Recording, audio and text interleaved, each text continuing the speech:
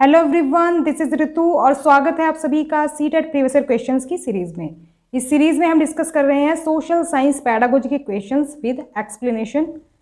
आज जो question paper solve करने वाले हैं वो है 30 दिसंबर 2021 का। कुछ क्वेश्चंस इसके ऑलरेडी मैं डिस्कस कर चुकी हूँ, बाकी के इस वीडियो में डिस्कस करने वाले हैं। You can also follow me on social media, Facebook page, Insta ID और टेलीग्राम चैनल, लिंक डिस्क्रिप्शन में मिल जाएगा। क्वेश्चन है, आप अपनी अगली कक्षा में दांडी मार्च पर चर्चा करना चाहते हैं ताकि राष्ट्रीय आंदोलन के लिए इसके महत्व पर छात्रों के तर्क को विकसित किया जा सके। आप इस पर ध्यान देंगे। तो अगर छात्रों के तर्क को विकसित करना आप चाहते हैं दांडी मार्च पर चर्चा करके, तो आप इसमें से किस चीज़ पर ध्यान देंगे? करेक्ट ऑप्शन हो जाएगा सेकंड, बी, सी और डी। नमक के निर्माण और बिक्री पर सरकार का एकाधिकार किस तरह से था, इस पर डिस्कशन करेंगे। और सत्याग्रहियों की बड़े पैमाने पर भागीदारी किस तरह से रही थी और किस तरह से उन्होंने पीड़ा सही थी, इसके बारे में डिस्कस करेंगे। और सरकार द्वारा किस तरह से 1935 का अधिनियम पारित किया गया था, क्या क्या उसके द्वारा बदलाव किए गए थे, ये सभी चर्चा के लिए आप चुन सकते हैं, जिससे कि छात्रों में एक तरह से तर्क की क्षमता विकसित हो जाएगी इससे। लेकिन हम ए ऑप्शन क्यों नहीं लेंगे? क्योंकि यहाँ पर बात की जा रही है कि साबरमती से दांडी तक की स्थान और दूरी कितनी। तो देखो, स्थान और दूरी का एक तरह से लिमिटेड आंसर है और ये एक वर्ड या फिर 2 वर्ड्स में आप दे सकते हैं आंसर, कोई बड़ा आंसर नहीं इसका नहीं होगा, जिससे कि छात्रों में तर्क की क्षमता एक तरह से विकसित होगी। तो ये जो टॉपिक्स हैं इनसे बच्चों में तर्क की क्षमता भी विकसित होगी। तो तीनों जो ऑप्शंस हैं ये यहाँ पर सही होंगे, बी, सी, डी। नेक्स्ट क्वेश्चन है, निम्नलिखित में से कौन एक विषय के रूप में सामाजिक और राजनीतिक जीवन के उद्देश्य हैं? तो सही आंसर हो जाएगा ऑप्शन नंबर 1, ए, बी, सी।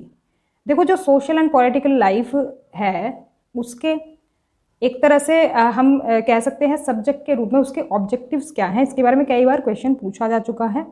और यहाँ पर जिस तरह से हम इस सब्जेक्ट को पढ़ते हैं उसी तरह से हम इस पर विचार करेंगे और अपना आंसर देंगे। यहाँ पर अगर बात करें तो हम इस बुक में क्या पढ़ते हैं, जो आपकी पॉलिटी की बुक होती है, पॉलिटी कह देते हैं शॉर्ट में, वैसे तो इसका पूरा नाम है सोशल एंड पॉलिटिकल लाइफ।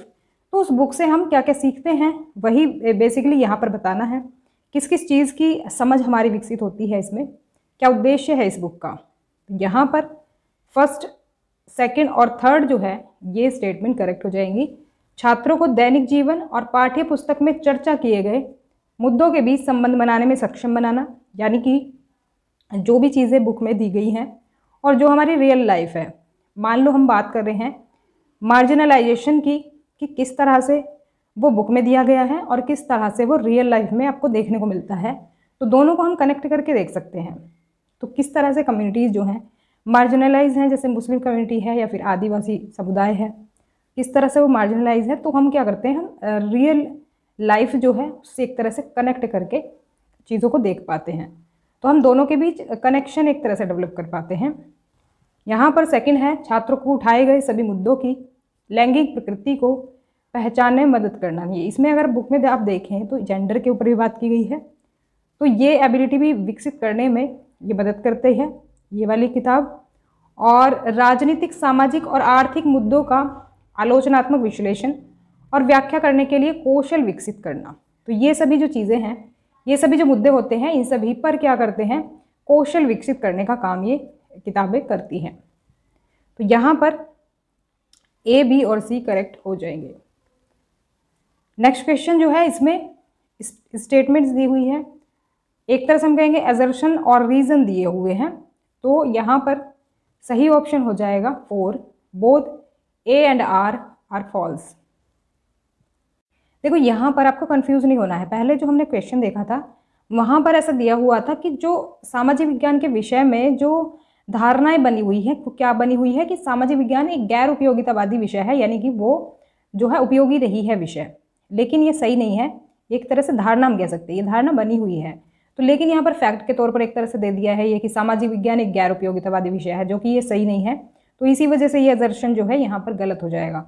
और सामाजिक विज्ञान प्राकृतिक विज्ञानों की तरह वैज्ञानिक जांच के अनुकूल नहीं है, ये भी गलत है। क्योंकि देखो, जो सामाजिक विज्ञान है एक तरह से प्राकृतिक विज्ञानों की तरह ही होता है, जिस तरह से साइंटिफिक अप्रोच हम उसमें यूज़ करते हैं नेचुरल साइंसेस में, वैसे ही सोशल साइंस में भी। जैसे हिस्ट्री में मैंने बताया था कि कुछ एविडेंस मिलते हैं तो बिल्कुल उस पर एनालिसिस किया जाता है और एक तरह से सभी चीज़ों को उसके देखा जाता है, सभी पॉइंट्स को देखा जाता है।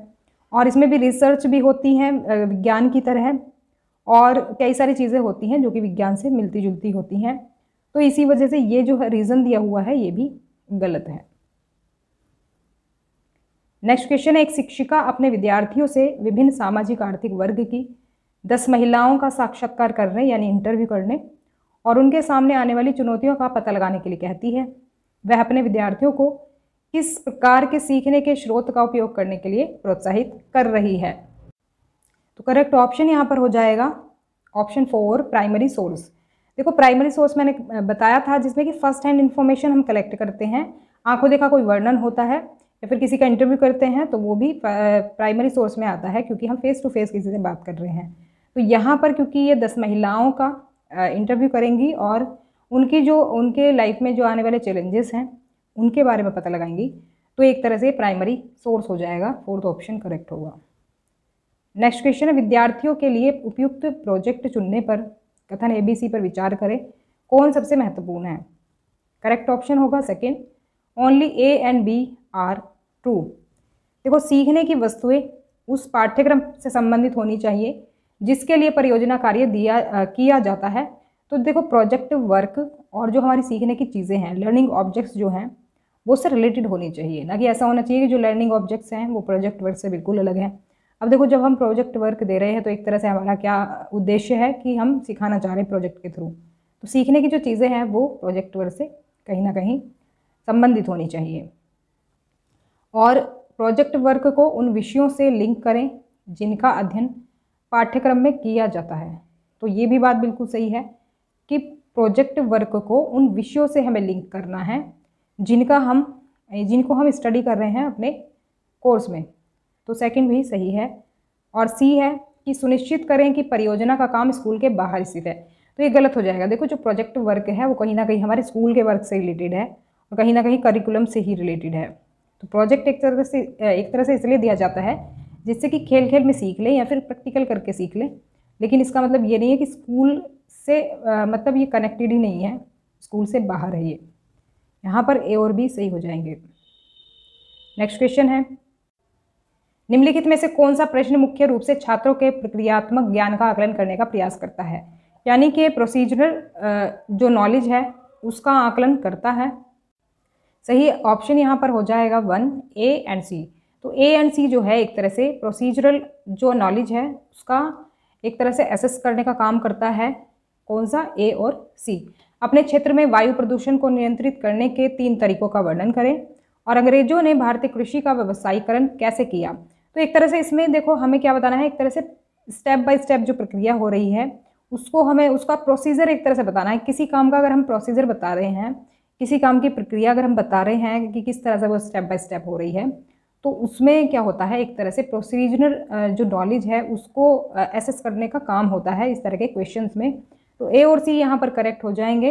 यहाँ पर इसके बारे में थोड़ा सा देख लेते हैं। तो नॉलेज जो है एक तरह से नॉलेज के बारे में आपने सुना होगा, जो ज्ञान होता है हमारा वो 2 तरह का होता है, जैसे कि डिक्लेरेटिव और प्रोसीजरल।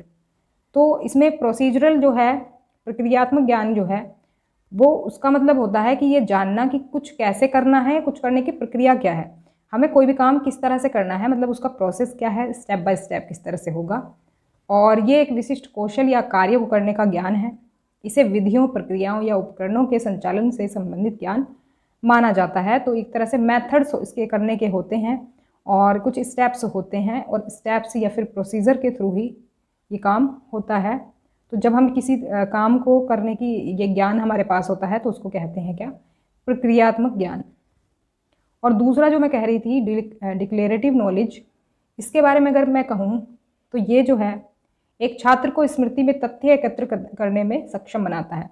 जो ये डिक्लेरेटिव नॉलेज होती है ये फैक्ट बेस्ड होती है, इसमें तथ्य आपको याद करने होते हैं, लेकिन जो आपकी प्रोसीजरल नॉलेज है उसमें आपको स्टेप बाय स्टेप प्रोसेस पता होना चाहिए किसी चीज़ का, वो एक तरह से वो नॉलेज कहलाती है। तो यहाँ पर इसे हम कह सकते हैं वर्णनात्मक ज्ञान भी और किसी चीज़ के बारे में बुनियादी ज्ञान की व्याख्या करता है। मतलब एक तरह से हम किसी को जब एक्सप्लेन करते हैं किसी चीज़ को, किसी चीज़ की व्याख्या करते हैं जब, तो जो फर्स्ट था हमारा प्रक्रियात्मक ज्ञान, उसी से जुड़े हुए हैं 2 क्वेश्चंस जो हमारे ऑप्शंस में दिए हुए हैं कि अपने क्षेत्र में वायु प्रदूषण को नियंत्रित करने के लिए 3 तरीकों का वर्णन कीजिए। तो किस तरह से आप स्टेप बाय स्टेप इसको एयर पोल्यूशन को कंट्रोल करेंगे, इसमें आपको बताना होगा। तो इसलिए ये आपके प्रोसीजरल जो नॉलेज है उसको आंक रहा है, उसको एसेस कर रहा है, और इसी तरह से इसमें भी है। तो ये 2 प्रश्न छात्रों के प्रक्रियात्मक ज्ञान का आकलन करते हैं, क्योंकि छात्र इन प्रश्नों के उत्तर देने के लिए कदम दर कदम आगे बढ़ेंगे, यानी स्टेप बाय स्टेप आगे बढ़ेंगे। और ये प्रश्न तथ्यों पर आधारित नहीं है, जैसे कि डिक्लेरेटिव नॉलेज में ज्ञान तथ्यों पर आधारित होता है, फैक्ट्स पर बेस्ड होता है। तो छात्र इनके बारे में अध्ययन करेंगे और फिर इनका उत्तर देंगे, यानी कि स्टेप बाय स्टेप इसमें बढ़ेंगे। नेक्स्ट क्वेश्चन है, समीर ट्रेन से भोपाल से चेन्नई जा रहा है और वह राज्य के बारे में जिज्ञासु हो जाता है। जिज्ञासु मतलब जानने की इच्छा उसको हो जाती है। तो वह अपने गंतव्य के रास्ते से गुजर रहा होगा, यानी जहाँ पर उसे पहुँचना होगा उस रास्ते से वो गुजर रहा होगा। उसे उत्तर खोजने में सक्षम बनाने के लिए सबसे उपयुक्त तरीका सुझाएं, जैसे कि वह एक कौशल भी सीखता है। मतलब कि इसे उसकी जो है स्किल भी डेवलप होगी और उसको इसका उत्तर भी मिलेगा। तो ऐसा कौन सा क्वेश्चन है? तो यहाँ पर थर्ड ऑप्शन करेक्ट हो जाएगा। ट्रेन नंबर का पता लगाएं और रेलवे के नक्शे पर उसके मार्ग की जांच करें। अब क्योंकि देखो वो ट्रेन से भोपाल से चेन्नई जा रहा है, तो उससे रिलेटेड अगर वो चीज़ सीखता है तो वो बहुत ईजीली सीख पाएगा यहाँ पर, और एक स्किल भी डेवलप हो पाएगी कि किस तरह से ट्रेन नंबर से हम उसके नक्शे पर उसके जो रास्ता है उसकी जांच कर सकते हैं कि किस तरह से, किस रूट से हमें जाना है इसमें। तो यहाँ पर थर्ड ऑप्शन करेक्ट होगा। निम्नलिखित में से कौन सा प्रश्न छात्रों के ज्ञान का आकलन करने का प्रयास करता है? करेक्ट ऑप्शन होगा 1, A, B और C। यहाँ पर जो नॉलेज है वो हमारा फर्स्ट स्टेप होता है, जो हमारा कॉग्निटिव डोमेन होता है ब्लूम टैक्सोनॉमी में। और यहाँ पर A, B और C की बात करें, मृदा निर्माण के लिए उत्तरदायी 2 प्रमुख जलवायु कारक कौन से हैं? यहाँ पर क्या है, आपको इस चीज़ की जानकारी है, आपको इस चीज़ का ज्ञान है। भले ही आपने उसके पीछे का कंसेप्ट ना समझा हो, लेकिन यहाँ पर आपको सीधे सीधे आंसर करना है। तो वो क्या कहलाता है? नॉलेज कहलाता है। अगर आपको किसी चीज़ को के बारे में कुछ पता है तो भले ही आप उसके पीछे का कंसेप्ट नहीं समझते हो। बी हो जाएगा, द्वितीय विश्व युद्ध कब हुआ था? तो इसमें भी फैक्ट बेस्ड नॉलेज है, और इसको आपको आंसर करना है। इसके पीछे का लॉजिक क्या है वो आपको नहीं पता है, लेकिन आपको इस चीज़ की जानकारी है कि द्वितीय विश्व युद्ध कब हुआ था। तो सीधा सीधा आंसर इसमें पूछा गया है। वैसे ही यहाँ पर सिंचाई के स्रोतों की सूची बनाएं। ये भी सीधे सीधे आप रट करके आंसर कर सकते हैं, याद करके आंसर कर सकते हैं, जिस चीज़ में हम याद करते हैं। ये नॉलेज का दूसरा नाम है इसमें, जो ये ब्लूम टैक्सोनॉमी है, जो कॉग्निटिव डोमेन है, उसमें नॉलेज का दूसरा नाम रिमेंबरिंग भी है। तो रिमेंबरिंग मतलब कोई चीज़ अगर हमने याद की हुई है तो वो नॉलेज के अंदर आती है। तो इसमें देखो, इन तीनों क्वेश्चंस के आंसर आप याद करके ईजिली दे सकते हैं। लेकिन यहाँ पर ये जो 2 क्वेश्चंस हैं, चंपारण आंदोलन में महात्मा गांधी की भूमिका का वर्णन कीजिए। थोड़ा डिस्क्रिप्टिव क्वेश्चन हो जाएगा और डिस्क्राइब इसमें करना है। तो यहाँ पर ऐसा कोई रटा रटाया नहीं चलेगा, फैक्ट बेस्ड नॉलेज एग्जैक्ट नहीं चलेगी यहाँ पर। भारत में खाद्य सुरक्षा कैसे सुनिश्चित की जाती है? तो इसका भी थोड़ा सा डिस्क्राइब करना होगा आपको आंसर। और डिस्क्राइब जब आप करते हैं तो आप अपने शब्दों में करते हैं, तो ऐसा नहीं है रटी रटाई जो लाइन है एग्जैक्ट आप नहीं लिखते हैं इस तरह के डिस्क्रिप्टिव क्वेश्चंस में। तो यहाँ पर ये डी और ई नहीं होकर के ए बी सी सिर्फ होगा, जो कि आपके नॉलेज का असेसमेंट कर रहा है। नेक्स्ट क्वेश्चन, आपको छात्रों के एक समूह को संसद में पेश किए जाने वाले एक नए कानून के बारे में लोगों को जागरूक करने के लिए एक प्रोजेक्ट देना है। यानी कि जैसे संसद में एक नया कानून आएगा और लोगों को जागरूक करने का आपको एक काम देना है छात्रों को, कि किस तरह से नया कानून आने वाला है उसके बारे में लोगों को बताना। तो निम्नलिखित में से कौन सा कार्य छात्रों को उनकी समझ का आकलन करने के लिए दिया जा सकता है? अंडरस्टैंडिंग वाले पॉइंट के बारे में यहाँ पर पूछ लिया गया है। यानी जो हमारा सेकंड स्टेप है ब्लूम टैक्सोनॉमी में, जो सेकंड स्टेप है अंडरस्टैंडिंग या फिर कंप्रीहेंशन। तो कंप्रीहेंशन या फिर अंडरस्टैंडिंग क्या होता है? जब उन चीज़ों के पीछे का कंसेप्ट आप समझ जाते हैं तब आती है आपकी अंडरस्टैंडिंग की बात। तो सेकंड स्टेप होता है ये। और यहाँ पर सही ऑप्शन की बात करें तो 4 ऑप्शन हो जाएगा, ए, बी और डी। ए क्या है? इस मुद्दे पर अखबार में लेख लिखना। जब आप इस चीज़ को अच्छे से समझ जाएंगे तभी तो आप आर्टिकल लिख पाएंगे, क्योंकि सारे बिंदुओं को आप समझ पाएंगे। और यहाँ पर बी हो जाएगा, विभिन्न सामाजिक समूहों का नज़रिया मालूम करना और एक रिपोर्ट लिखना। वो भी आप खुद से ही लिखेंगे जब आप उस चीज़ को समझ लेंगे कि जो इस पे जो डिफरेंट सोशल ग्रुप्स हैं उनका नज़रिया क्या है इस चीज़ पर, इस कानून पर। तो उसको आप जानेंगे और उसके ऊपर एक रिपोर्ट लिखेंगे। तो वो कब लिखेंगे आप? जब आप उस चीज़ को समझ पाए। ऐसा तो नहीं है कोई कहीं से आपने पढ़ा, रट्टा मार लिया और लिख दिया। तो रिपोर्ट तो आप तभी लिखेंगे जब आपको कुछ उसकी नॉलेज होगी और आप उसके बारे में कुछ समझ पाए होंगे। यहाँ पर डी है, सार्वजनिक स्थानों पर प्रदर्शन के लिए पोस्टर तैयार करना। तो ये चीज़ भी तभी पॉसिबल होगी, पोस्टर भी तभी तैयार हो पाएगा, कुछ उस पर लिखना होगा। उस कंसेप्ट को जब आप समझ पाए तभी आप पोस्टर को भी अच्छे से प्रिपेयर कर पाएंगे। तो ए, बी और डी यहाँ पर सही होगा। यहाँ पर ये गलत हो जाएगा। देखो, कानून निर्माताओं से मिलना और निबंध लिखना। कानून निर्माताओं से मिलेंगे आप और इसमें निबंध लिखेंगे, ये इससे कोई कनेक्टेड नहीं है, इसमें कोई अंडरस्टैंडिंग डेवलप नहीं होगी। नेक्स्ट क्वेश्चन है, निम्नलिखित में से कौन सा मूल्यांकन ढांचा बच्चों के बीच स्वयं मूल्यांकन और स्व सीखने के अवसर प्रदान करता है? यानी बच्चे खुद से ही सीखते हैं और खुद से ही अपना मूल्यांकन भी करते हैं कि हम कहाँ पर हैं, कितना हमने सीखा, कितना सीखने की ज़रूरत है। तो यहाँ पर सही ऑप्शन होगा 3, सीखने के रूप में आकलन। ये एक तरह से बच्चे से खुद ही सीख रहे हैं, तो ये सीखने के रूप में आकलन होता है। खुद ही वो सीख भी रहे हैं और अपना मूल्यांकन भी कर रहे हैं, दोनों काम इसमें साथ साथ होते रहते हैं। तो यहाँ पर असेसमेंट एज लर्निंग हम इसे कह सकते हैं। जब बच्चे सेल्फ असेसमेंट करते हैं और सेल्फ लर्निंग करते हैं, मान लो कि उन्होंने कुछ लिखा, मतलब कि या फिर उनको एक तरह से हम कहेंगे डिक्टेशन होती है। टीचर जब डिक्टेशन बोलता है तो डिक्टेशन बोलने के बाद बच्चों ने जो भी वर्ड लिखा या फिर जो भी सेंटेंस लिखा उसको टीचर क्या कहता है कि अब आप अपनी बुक में से चेक करो। तो वो क्या कर रहा है, एक तरह से सेल्फ असेसमेंट के लिए बच्चों को बोल रहा है कि अब अपनी बुक में से आप चेक करो। तो बच्चे क्या देखेंगे, जो वर्ड उन्होंने लिखा है और जो बुक में वर्ड दिया हुआ है, अगर उन्होंने कोई स्पेलिंग मिस्टेक की होगी तो उससे वो कंपैरिजन करके ये देखेंगे कि हमने कहाँ पर मिस्टेक करी। तो वो क्या कर रहे हैं, सेल्फ असेसमेंट कर रहे हैं।